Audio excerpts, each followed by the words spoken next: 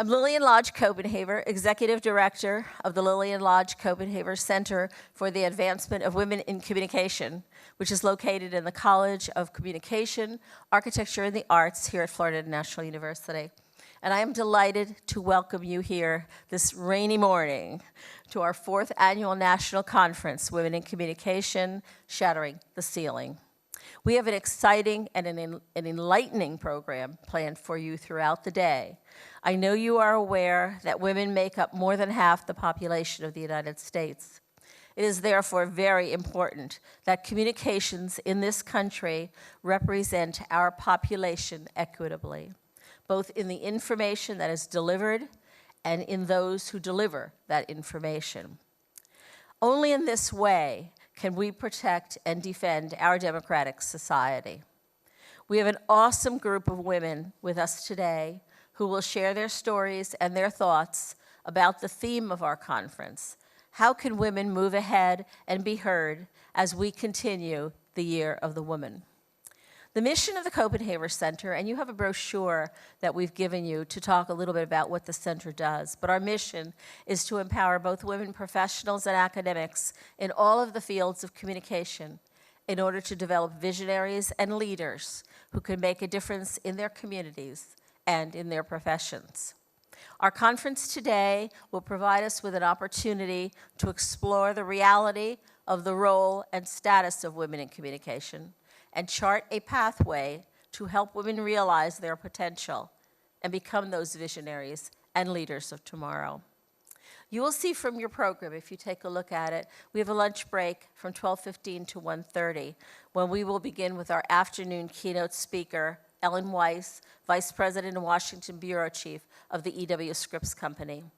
We will have refreshments for those of you in our audience in the back of the room here during the lunch break, so help yourself. But please hurry back at 1:30 for our wonderful afternoon program. I would particularly like to thank our sponsors for this event, because without their support, we could not put this conference on. I want to say thank you to WPLG Channel 10, to CNN, to Telemundo, to the Miami Herald, to WPBT South Florida, to NBC6 Miami, to the Women's Media Center in Washington, D.C., to Bowdoin, to NBC Universal and MSNBC, to Wells Fargo, to Smith Edwards and Virgil Smith, and to Women in Cable Television. It is now my pleasure to introduce to you Brian Schreiner, Dean of the College of Communication, Architecture, and the Arts, without whose support this conference and the work of the Copenhaver Center would not be possible. So let's give him a round of applause.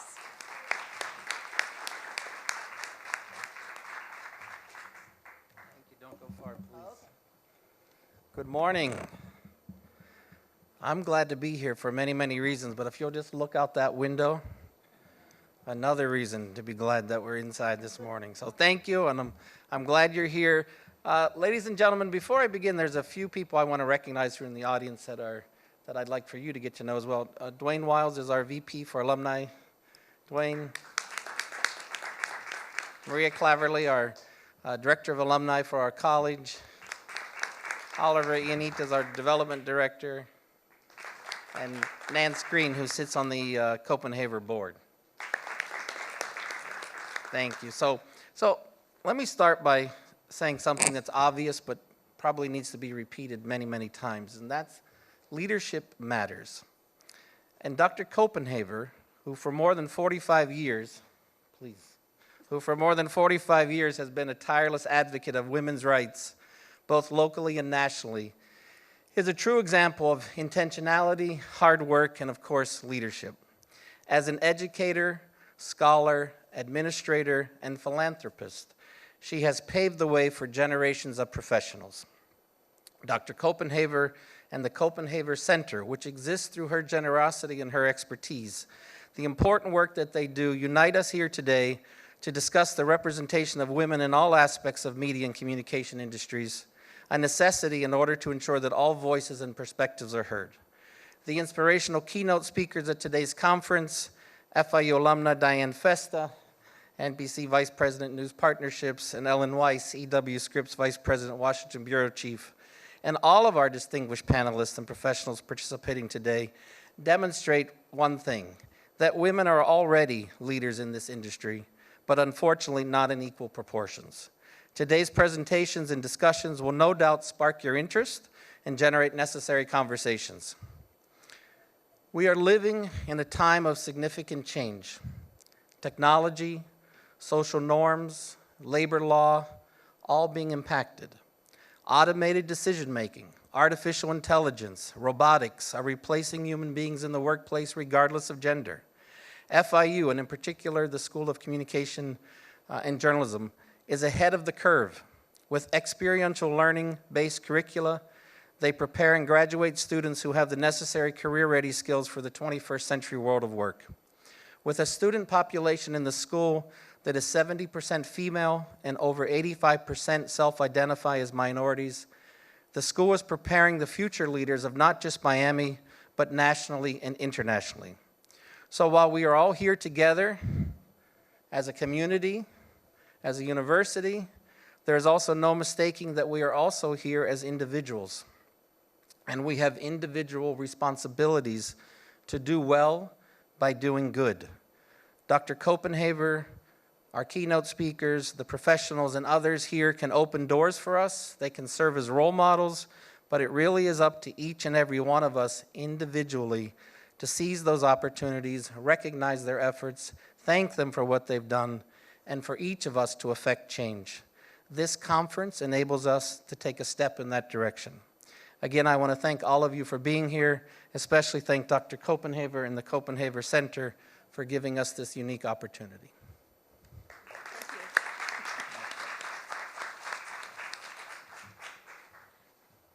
Thank you for those nice words, Dean Schreiner. Now, it is my pleasure to introduce our MC for the morning, Stephanie Bertini. Stephanie's a reporter at our NBC 6 station here in Miami. Stephanie?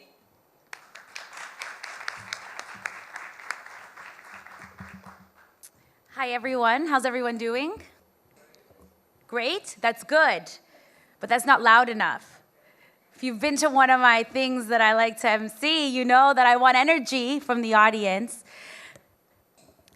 And especially when we're talking about what we're talking about today. First of all, Dr. Copenhaver, I can't praise her enough for her tireless efforts, her work, her dedication to promoting the advancement of women in the fields of communication. I've spent more than 12 years working as a journalist in broadcast television, and I love my business today as much as I did when I was a student and I was studying and aspiring to work amongst the men and women in that field. Women in particular, though, I've had some who have mentored me, and I've had some who I've been able to look up to, including Dr. Copenhaver. But I've also experienced the fact that there's just not as many of them in those big leadership roles as there are men. The research that we've done at the center shows that, and it's really just a reality of the industry that you know very well if you've worked in it. And when we talk about communication in general and all the different disciplines, so be it print, be it advertising, be it public relations, we're seeing the same sort of thing. And so it's important to come together and to talk about this and to attack that big and major question: what can we do to get women a little further ahead and achieve that equality and achieve that balance? On behalf of NBC6, I'm here obviously to MC and moderate our morning panel, but we are also sponsors of this event this year, and we're always dedicated to being behind initiatives that better the community. And what better way to better the community than to be in line with an organization that promotes equality and democracy. Dr. Copenhaver, thank you very much for putting this together. This is the 4th annual national event, and we bring together so many fantastic and amazing professionals from across the country. So it's really an interesting way to kind of come together and share ideas. What I love so much about the center is that it's twofold in the sense that it offers mentorship for women, young women who aspire to work in these fields, and it also offers a platform for women like me and the others who you'll hear from today to kind of give back. I came to Dr. Copenhaver when I was at a crossroads in my career. I'd just come to the Miami market, and I said to her, you know, I'm at a point where I've received so much and I want to start to share. And she gave me the opportunity to host a live webinar. And she gave me the opportunity to now MC this conference. This is my 3rd year here. And it means a lot, because what it means is that she's uplifting. And I know that she does that from the bottom of her heart. Our business is important. And communication is vital when it comes to democracy. But equally important is the opportunities that we get to grow. And sometimes in these very niche industries, we can't always find those opportunities. I know for all the students here, I was there before, and it can be intimidating when you're trying to crack a business like television or like radio or like public relations. Networking is easy when people tell you to do it, right? When they're working in the roles, but it's not so easy when you're that student who has no experience. So being here is very important for you, and good for all of you who kind of took the initiative to come. First of all, we want to give a big round of applause to our morning keynote speaker, Dianne Festa. She's right here beside me. Thank you for joining us. We know you're a busy lady, so we appreciate you being here.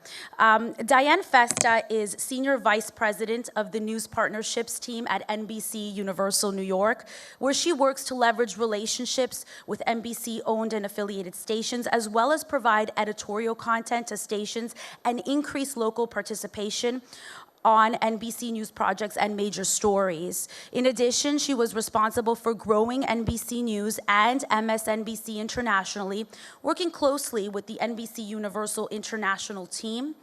Prior to Festa joined the news partnership team, she coordinated the network's election coverage year as political editor for NBC News Decision 96.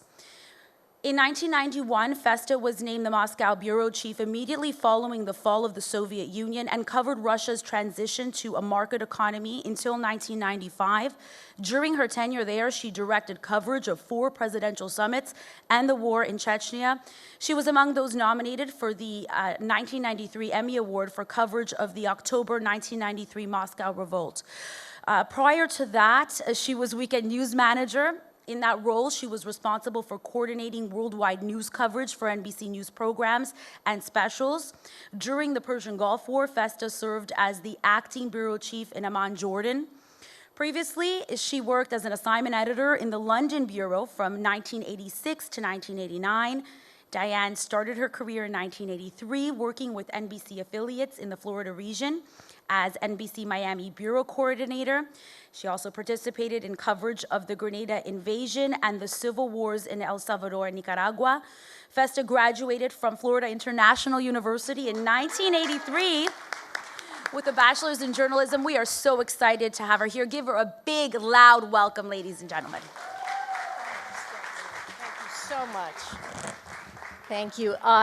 I could not say it better about Dean Copenhaver. She has been I've been the great beneficiary of having her in my life for so many years. And I would just say to all of you here, tap into her genius, because she has made my life so fulfilling. And thanks for keep on giving back to everybody and the role you play in inspiring women. So thank you for that. Hello to all of you. It's so great to be back on my hometown turf of Miami. I could have had some better weather, thank you, but 40 degrees in New York, you know what? I'm not complaining. I have, first of all, a great turnout, and for those of you that will be streaming this, right? So we'll get to see this. But I want to start with a question. And for those of you in the room who are interested in getting into television news, raise your hand. Okay. How about those of you interested in having your first employer be a digital startup? Okay. Who wants to run a podcast? Okay. I think television news won. The point I'm trying to make here is that nobody has any idea what our industry will be looking like in 5 or 10 years from now. Nobody. No idea. But one thing we will know for certain is that journalism and what we do every day, journalism, is more important than ever. Because even as the platforms evolve, the mission of journalism hasn't changed. It has been and always will be to seek the truth. But amidst the cries of fake news, the First Amendment is having a moment. And we're reminded every single day that what we do for a living, by holding those in power accountable, is critically important. We must remain accurate above all, transparent, and relevant to our audience. A couple of weeks ago, I attended the Radio Television News Directors' First Amendment Awards, in which news organizations were honored for seeking and reporting the truth ethically and responsibly. I was representing NBC News and a group called the Road Warriors, who were among those winners. These reporters were sent to battleground states in 2018. Their coverage was recognized for its old school reporting, and I mean knocking on the doors, talking to voters about everyday concerns, like job security, family health care coverage, affordable education. Their reporting was less about who was up or down in the polls and more about what people thought regarding kitchen table issues. Incidentally, 18 NBC correspondents were awarded the prize, and only 4 were men.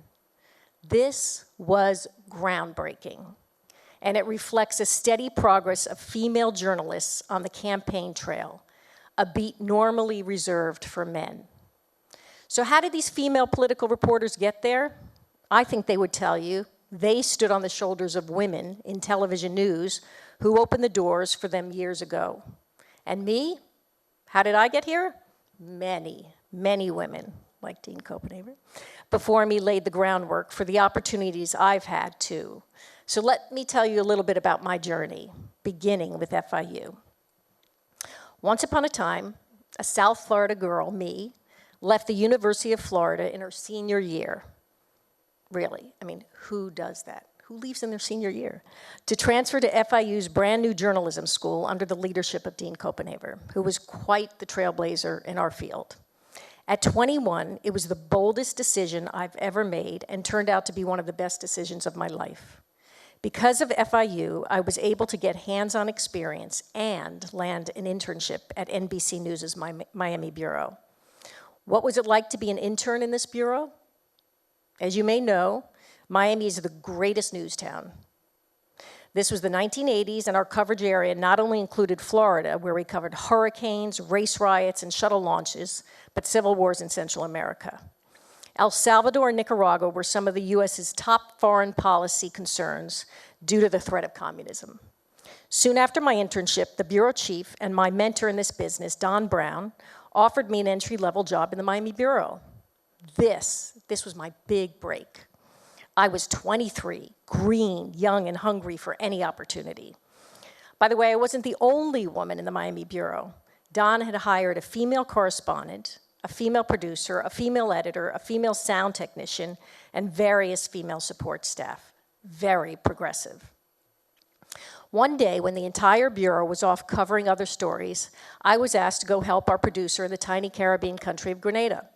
When I was asked to assist, nobody had a clue about what would occur 1 week later, or for sure they would not have sent me.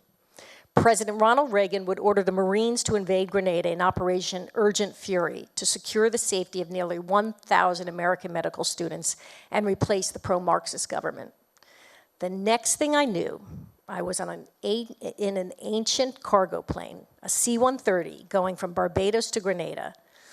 By the way, we were frustrated as journalists because the administration wouldn't let us go cover the invasion from inside Grenada, so we were shuttled back and forth from Barbados to cover what they wanted us to see. Now, let me explain what a C-130 was like, for those of you who don't know. It's a prop plane used by the armed services. There are no regular seats, your back is up against the wall, and you're strapped in, sitting on a bench in the most uncomfortable flight you will ever experience. It rattles and feels like your teeth are chattering the entire time that you're flying. And it was at that very moment that I said, I was born to do this job.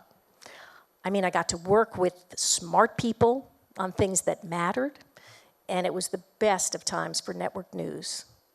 And over the next decade, I raised my hand for assignments in London, New York, and Amman, And with these postings, not only did I have to learn about the story and meeting the demands of New York, but I had to confront the risks associated with being in these countries.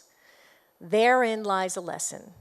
When I raised my hand and left the comfort of my home to work in these foreign countries, I not only learned a lot about the places, but even more about myself. I bet you're asking yourself now, did I question myself along the way and ask, was I really ready for these assignments? Was I afraid I couldn't cut it? Absolutely right. Did I ask myself whether I have the experience for this job or worry that they will find out that I don't? Of course I did. But I allowed my ambition to lead me. I was leaning in long before Sheryl Sandberg coined the term. And my success in this business has been hard work, tenacity, and saying yes to every opportunity. My experience in these foreign posts in New York as NBC's weekend executive in charge of our worldwide coverage gave me the confidence to raise my hand for what would be one of the most coveted jobs in our business and the best assignment of my career, chief of the NBC News Moscow Bureau, immediately following the collapse of the Soviet Union. There were people higher up the ladder in New York who weren't quite sure I was the right choice. But you're not a Sovietologist. I mean, you haven't been here, you haven't studied it, one male colleague told me. And my response was, okay, but there is no more Soviet Union. And there's a whole new opportunity to forge relationships at the Kremlin. Plus, I told him, what I lack in experience, I make up for in moxie.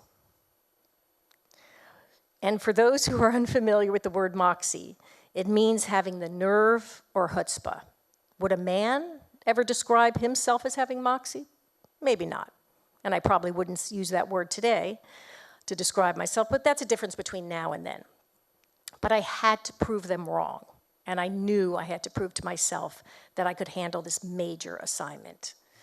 Well, I earned the respect of my bosses and my peers during my time there. I was 30 years old and the first female bureau chief for NBC News in Moscow, but I was not alone, because women were heading up bureaus in Tokyo, in Germany, and in London at the time.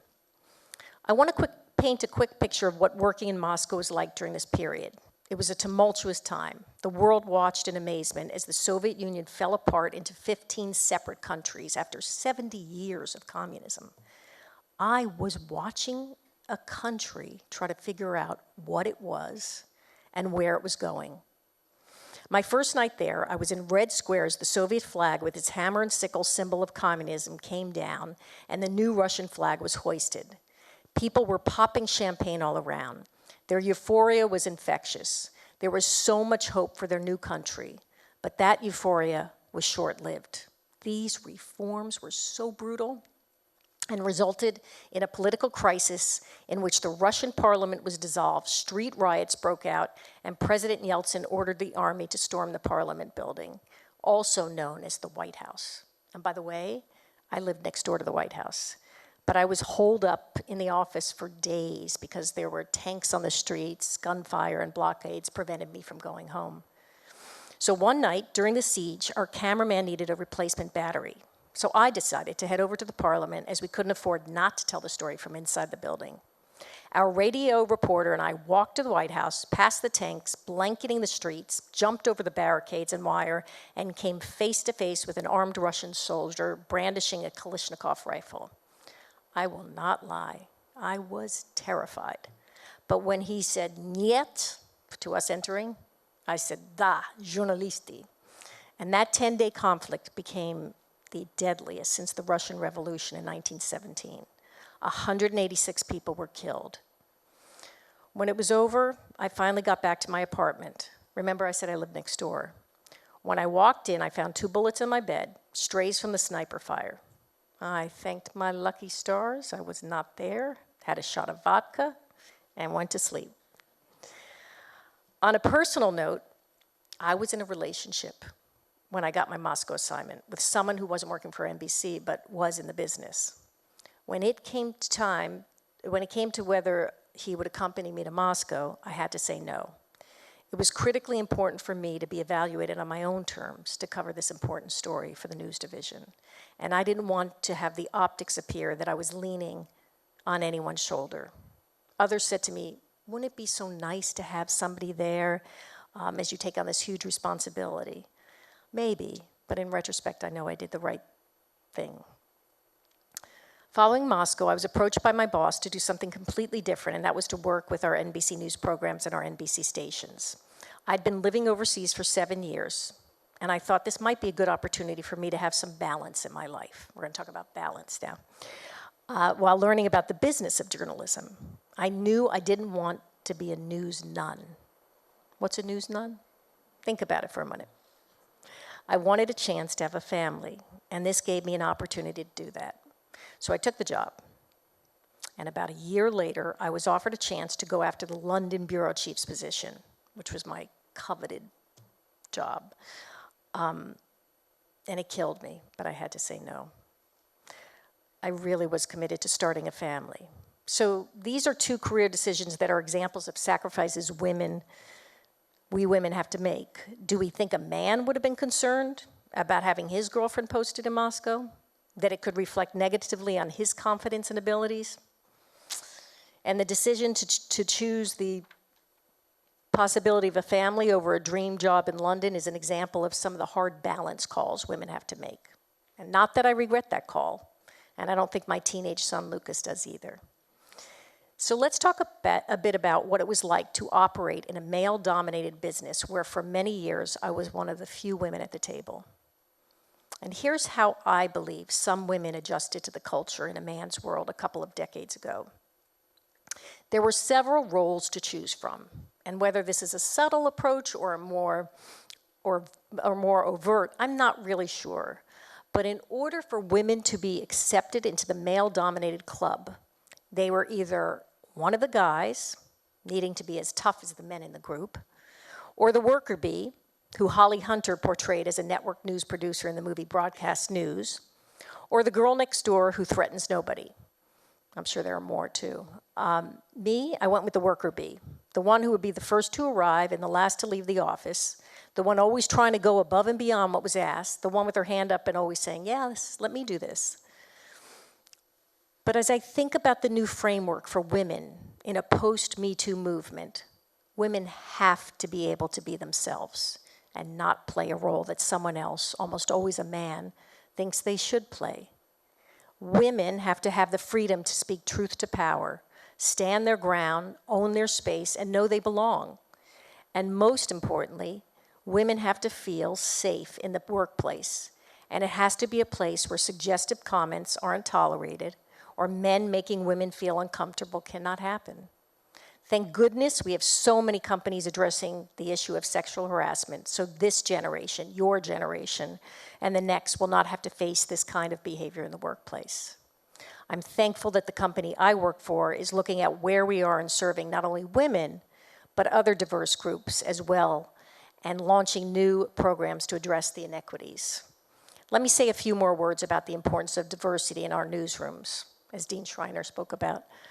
We need to have reporters, editors, executives who could see the world differently, whether that's based on gender or race or ethnicity or socioeconomic backgrounds. The demographics of the newsroom should look like the people in the communities that we cover. Having diverse news organizations not only makes our stories richer and different, but rebuilds public trust when you represent the voices of all Americans. But decades of acculturation don't change overnight. Women may still be second-guessed and not given assignments over men in our industry. However, it's really important to recognize the big changes. I look at where I work, and I am so thrilled for how many of my fellow female colleagues are in leadership positions. Executive producers of the Today Show, executive producer of Nightly News, Dateline, the first female broadcast network news president, head of MSNBC Daytime, head of NBCnews.com, head of our political coverage, etc. We're still working on it, but it is a far better day for women. The NBC News president recently called heads of teams into his office, many of the ones that I just mentioned, and someone took note of the sole man in the meeting, surrounded by female decision makers, who said, "My, how times have changed. The ladies are taking over." And one of those women later commented, That's because the women get things done. My journey has been an amazing one. Your generation and you can be equally amazing. But it's important to understand, as I referenced up front, that all of us are standing on the shoulders of our female predecessors before us. I look at NBC's Andrea Mitchell, one of the first women to break into broadcasting, and it was she who paved the way for so many female journalists, including those road warriors. I'm sure this is going to be hard for you to believe, but there was just one female White House reporter, Helen Thomas, for a long time. She covered 10 presidents in that role, and for many years as the only woman in the room. I know it sounds crazy, particularly as you look at the White House briefings today, and there's so many female correspondents. But that's in my lifetime. We are all the beneficiaries of women like Andrea Mitchell and Helen Thomas. So as we have the conversation today, you need to know that you are connected to something bigger. It's not often that you find yourself in an important moment of history as you find yourself right now, and find yourself in a position to make history as well. I hope that happens for all of you. Thank you.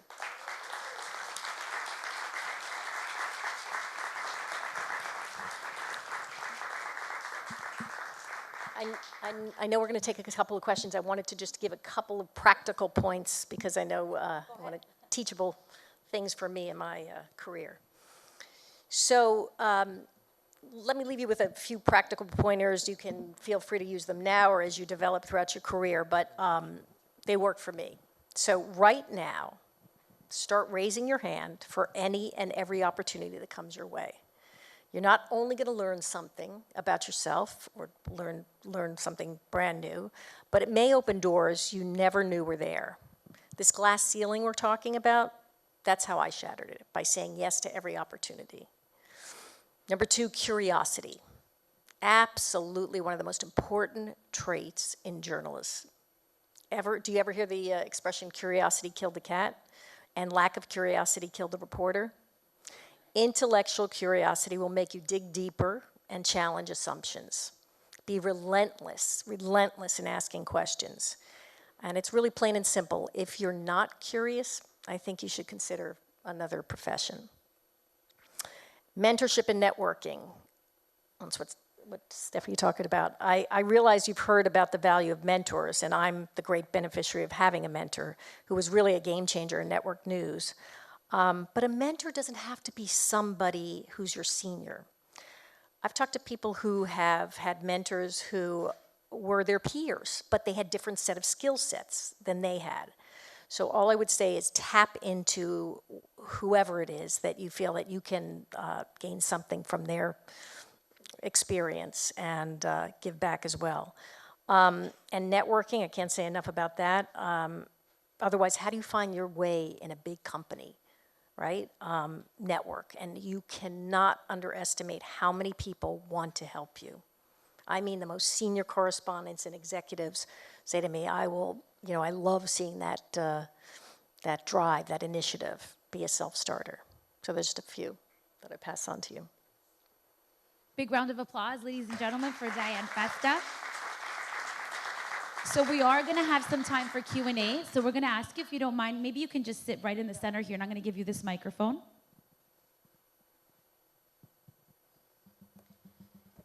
So whoever has questions, we're going to actually form a line if we can. You could start with a show of hands, whoever wants to start. We have a mic going around, and then we'll kind of just pass it down the line. Does that make sense? So who wants to start us off with some questions for Dianne?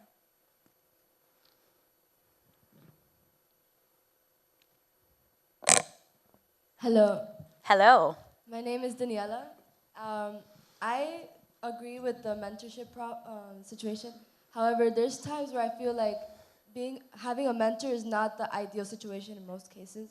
So I say that, I take what you said about mentorship as it's a give or take, because I feel that I don't need a mentor.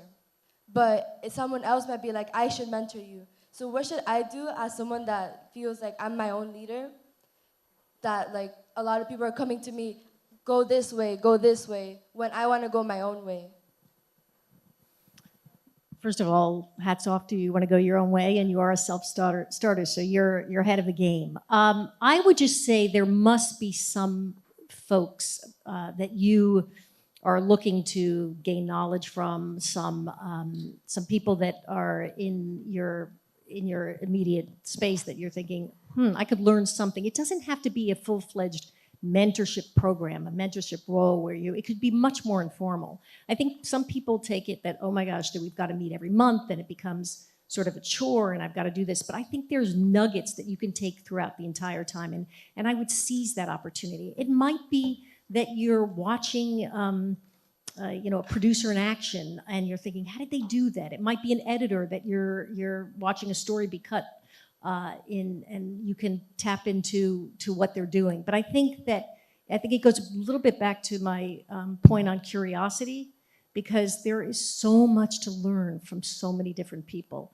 And again, I would just reiterate that it does not have to be that formal, older, senior mentor role, because I think across the spectrum that you're going to be able to learn something from everybody. And I would just encourage you, it sounds like you're a terrific mentor too, so invite people to learn from you as well.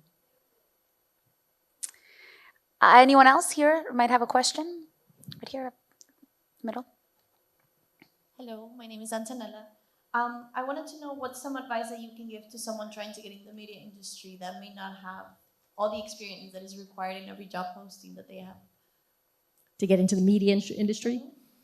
I say start at any level that you can enter. I would say that so many people get wrapped up in, okay, well, I don't have the experience of editing. I don't have the experience of shooting. But I will tell you one thing that's really, really important for whatever job you do in the media is be a writer and learn your skills at writing. I can't emphasize that enough. I think Ellen would agree with that too. I think it's sort of the bare minimum. And I just think that it could be a page at NBC, for example, where not to toot my company's horn, but there's so many people that got through by getting an assignment at one of our shows and then came through the path that way. Internships, I'm huge on internships. The reason I'm sitting here before you today is because I had the internship through FIU at the NBC office, and that's critical. I think there's been so much talk about where you go to college and what what you're studying, but I would say a game changer also could be, is rather, where you've interned, and so pursue those, particularly in your last 2 years, and then you'll network when you get that internship. You'll meet people, and I can't tell you how many people follow up after an internship to me and say, I'm available, but and just peruse all the different websites, because you don't know. It's like when we started this conversation, some of you raised your hand for the news, some digital startups podcasts. You don't know what platform you're going to end up on, but you do know one thing: you want to be in journalism, and that's why you need to write. Going off of that question before we go to the next person, maybe you can elaborate a bit, Dianne. You talked about that sort of situation where you have to continue to prove, you have what it takes. Or what I'm getting at is, even when we're in the industry, television, for example, our business, you still don't have the experience as you continue to climb, or you might feel that way. Can you talk about that a bit, sort of maneuvering and navigating in the industry when you're in there? Because I think we don't talk about that enough. We talk about breaking in, but what about when you're in? It's a good, excellent question. I think for me, and then I'll address it more generally, but for me, what was exciting and worked for me is that, in a way, by raising my hand to different postings and going and trying something in different countries and getting that experience, that hands-on experience and covering stories, was such a growth experience. So it may have been, some of them were maybe lateral moves, and it wasn't necessarily up there, but as you gain more experience, it's going to allow you to go further in your career. I also think that not enough is said about when you get into a position and you feel like you're stagnated a little bit, like, where am I going here? I think that you should be ready to take a major detour. In other words, if you're working in, you know, the grind of day-to-day news, you might say, you know what, I've kind of exhausted this. I've learned everything I can. Why don't I try something at long form, magazine show, or why don't I try working for .coms? And so I think the idea is just be open to trying all sorts of different platforms, and it's, as I said, it's just about making sure you are positioning yourself with the right people, and you know, just be continually saying, I've got to grow, right. I've got to learn, I'm going to raise my hand, and hard work, and be the first to arrive and the last to leave. Because you know, it's funny when I talk to people, my colleagues, they will remark that, wow, that person is just relentless about, you know, being here, and it sounds so easy. It really does. Like, that's all you need to do is show up. No, you have to be able to do a lot once you show up. But it gets noticed, especially by people, some of the senior people, who really just want somebody there to be able to take care of working with them on scripts and take care of them throughout the entire process, and is not running off and I got to go make my dinner. So, you know, there's that balance that's going to come in your life. I used the first half of my career to focus heavily in terms of just putting my personal life, as you heard, to the side. And going off of that, if you could address for the audience, so the center, the last research that was done, they found out a couple things about women, including the fact that more women than men had said they worked less time in their field because of career interruptions. You touched on that, having your son who's 17 now. Can you sort of elaborate on that point a little more? And it is a reality of our gender, I guess, so let's talk about that a bit. Yeah, it is a reality, and I think more and more companies are addressing that. I can tell you, in our company, we have a few programs. We have a job sharing program where women, working mothers, are able to share responsibilities. So, if, for example, there's 2 editors who split the week, and they're able to do that.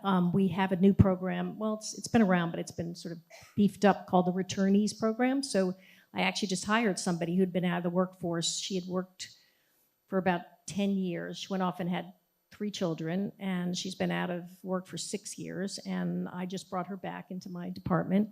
And I think a lot more companies are looking at working within the confines of women wanting to start a family, because why should it end there? I mean, absolutely not. I really feel good about the direction. We're not there yet, absolutely not. But I feel good about that there's been enough talented people that why should we lose out on these incredible women because they want to go and do something and have a family. So I think it's crucial too to see women like yourself in high-ranking positions who have kind of done it and still been able to grow and do magnificent things in their career. And that's why it's such a good example to have you here. Any other questions from the audience? Right here. And my son is 20, and I grew up at the same time where that was really what it took to be successful. How do you teach that lesson to your teenage son? Oh my gosh, does anyone have any ideas? Because I was 17. Because I talk and talk, I tell the same story you tell, yeah, and it's on deaf ears. I know. It's true. I'm trying. I try to tell my son, it's when I hire people too, I look at people who have grit. I look at people who have tenacity, that will not give up. I had a little lesson when I was an intern. I was asked to research a story, and I came back and I said, you know, we were trying to get these people on the Today Show, and I said they won't go. And how many calls did you make? I said 7, 8. And they're like, come back when you've made 25 or 30, and then if they still say no, make another. There are different sources, obviously, but it's that relentlessness, that tenacity, that grit, that drive, that is going to set you apart from, I think, other people. And people say, can you teach grit? There's been books written on that. You know, I don't know if you can, but you can hopefully inspire, and I would encourage you to, I'm sure you are encouraging that with your son. I'm doing the same, and let's report back and see if it worked, but yeah. Because you want the next generation to continue this and have that ballad of hard work and work ethic. Yeah. Yet it's a very hard thing to teach. It's hard, but I believe in this generation. I think they have so many wonderful opportunities I never had, or this industry is really. This is not only, you've heard people talk about the golden age of journalism we're in now. There's been a couple different points of golden age of journalism, but we are really at an exciting time, and it's changing. So I think that I just think the values, it doesn't matter what platform it is or what you're doing, those values have to remain the same. So, yeah, I'm with grit. Go with grit. Great. I think we had a question a couple rows back. Yep. Thank you. Dianne, welcome to FIU again. Thank you. Great You're to be welcome. back. So you talked a little bit about how you had to give up that dream job and position to take on motherhood. Are big media companies like, for example, NBC, doing anything to guide women to these positions without having to choose one or another? I think we've become much better about that these days. I mean, the one thing this might remain the same today, in that was taking me into London, into moving into another foreign posting. And I knew that it was probably more of a personal decision that I wanted to have a family here in the States. But in no means, I mean, we have support staff that would encourage you to have a family. I mean, be able to do the job and have the family. But I'll be honest with you, there are some jobs where the time difference doesn't really, you really have to make a choice here. I don't know that has changed. So for example, there's an 8-hour difference in Moscow and New York. Like, you have to be, it's a long, long day. And so you have to think hard about, do I want that? That's the nature of that posting. So I'm sure there's some jobs that just may not lend itself to the family, but I think the company is very, very interested in finding creative ways to allow for, as I said, this job sharing, the returnees, and these innovative ways of designing programs to accommodate smart and talented women that they want to see rise through the ranks. And through your experience working with other women and obviously yourself, little parenthesis, we were speaking with one of our professors in class. She noted that in the classroom, it was one male journalism student, the rest were females, and pointed out that if that is how we're divided in the field, then there should be more women in leadership positions. Now, do you think that also women are afraid to go after those positions? Do you think that there's anything that's keeping that ratio for also showing in top leadership? I don't want to repeat myself, but I have to look kind of where I've been and where I am now. And I have to look around, and I can tell you, this is not a joke. There was one gentleman in a senior position, and every other leadership decision maker was a woman. So, and it's like, wow, now you know what it felt like. But so I think people are raising their hands more. I think that there is a concerted effort in the company to identify talented women and work with them and provide resources to them to bring them up through the ranks. But yes, I mean, are women intimidated of doing? Perhaps. But I think as they see more and more evidence of their fellow female leaders or somebody they look up to, they'll be more inclined to raise their hand, I think. We have a question over here. Oh, go ahead, yes, and then we'll move over.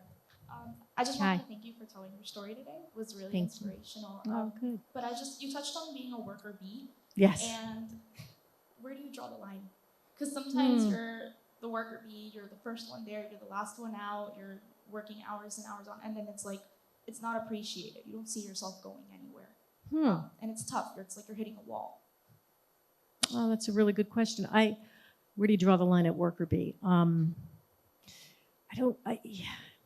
It worked so well for me that I guess it depends to what end. I think somewhat you have to attach yourself to somebody who is really going to notice and appreciate it. I mean, if you're just doing it and like nobody's taking, note of how much time you're spending, and so that's again a little bit more connected to the networking and making sure that whatever you do is appreciated and noted and commented on. So maybe you give yourself a time, a window of when you think, okay, I've learned enough, I need to move on. But don't let them take you for granted. Don't let them not recognize you, because you've got to be able to move up. So you're welcome. We're going to go over there.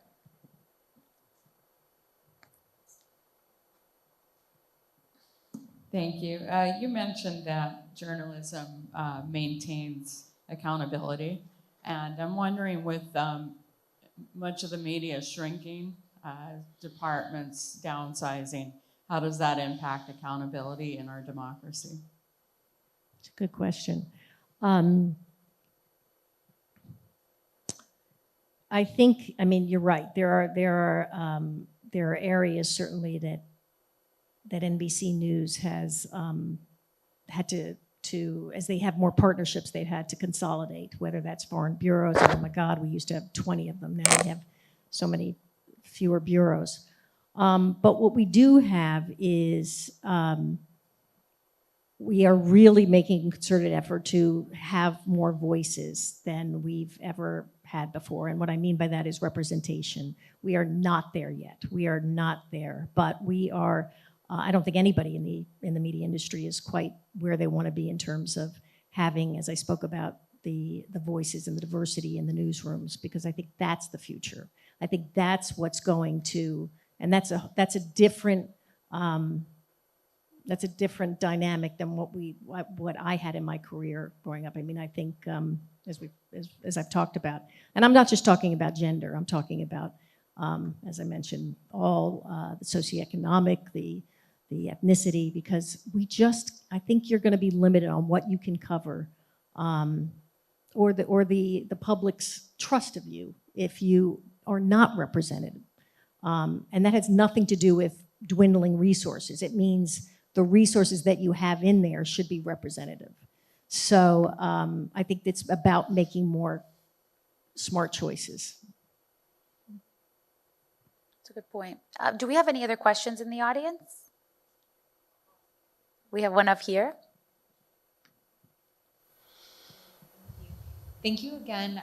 I think your story is really inspirational, so thank you again for sharing that. I guess my question, you've kind of addressed it with a motherhood question. What recommendations as a hiring manager do you have for someone that's a journalist? Maybe they've been in the field for a few years, but for one reason or another, they've been out of the field for a couple years. What do you recommend? What's the best way to get kind of back in? And if maybe they didn't take a break to have a child, which is kind of the typical story that women go through. So what recommendations do you have for someone like that? Yeah, it's and I don't know how many companies have formal programs where we call it the returnee program, but as I mentioned, we do. What I think I would do is, if you are looking to go back into that same organization, I would just go back to the people that know you, because I've had a lot of people, executive producers say to me, hey, do you need somebody? Because this person was fantastic. She's been out of the workforce for 4 or 5 years, but so they went back to the person that there was their boss or their somebody who believed in them. So number one, go back to networking who you know, and even if it's not for the same company, because it's a sort of an incestuous world we're in, the media, where we know people from different companies. Again, I'm talking about the television news business, but still start that way, because that's a good hook. The other thing I would say about returnee or somebody who's got a family now is I would just implore every hiring person out there to be flexible on the working hours of somebody. I'm going to give you an example. The returnee I hired has 3 children. She's got an hour-and-a-half commute to the city. So she's on a bus 3 hours a day. There's a lot of work she can, and she, you know, her kids get sick and she has to admit, I am all about flexibility in terms of, yes, you can work from home. There are so many things you can do from home. As long as the work gets done, I'm okay. Now, I'm not saying don't come into the office, but I think, you know, I have another person on my team who also is commuting every week from Charlotte to New York because he didn't want to move his family to the city at three kids in high school. So again, that is the future. We have to be flexible because if you've got great people out there, they have lives. They have lives, and it's all about the balance in our lives. And so, yeah, I would encourage you to come back. Do we have any other questions in the audience? So Dianne, to wrap this, I would ask you, can you address morale, and not from a company standpoint, but from an individual standpoint? And I'm talking about, you talked a lot about your individual journey in television news. Talk about other individual journeys and how to kind of, you know, keep yourself motivated, keep yourself engaged. And I mean, because you got to admit, throughout that tremendous career you've had, there has to be those moments where you kind of take a step back and you think, yes, I love this. Yes, I have so much momentum towards my goals and what I'm trying to do. But there are those moments where you have those tough questions, or your personal life kicks in, or maybe just you don't feel in certain years or in certain seasons as motivated as you might have. Can you talk about that a bit for our audience? Yeah, I mean, I think it also goes back to what I said earlier, which is if you're in a position where you're not feeling that you have growth potential, and you're doing something and you're thinking, okay, I've done this for 4 or 5 years, I see no avenue. Take a diversion, take a left or a right turn that you thought, I'm just going to try this because it's going to be something. It's going to be maybe inspiration. It might be a wrong turn. But if you are feeling stagnated and unmotivated, as you say, you have got to try something completely out of your comfort zone. Right. I have known so many people that have done that and have come back and found their true love, you know. So I know sometimes it sounds easier said than done, but as we all know, there are so many avenues in our industry now to pursue. So, and some will come up in the future. We don't even know about them yet. Right. We don't even know know what it's yet. going to look like 5 or 10 years from now. Ladies and gentlemen, please give Dianne Festa a big round of Thank applause. you. Thank we you. are so happy. Thank you so much. And what an honor to have you here, really. We're so happy you were able to join us this morning. Honored to be back here at FIU, and I just would encourage all of you, just go for it and get that grit and inspire your son and also inspire mine. But just go for everything that comes your way. Internships, curiosity, saying yes. So thank you to Dean Copenhaver. Thank you so much, Dean Schreiner. And to you. Thank you so much, Stephanie. All right. Louder. I talked to you guys about this at the beginning. Thank you. That was wonderful. Thank you.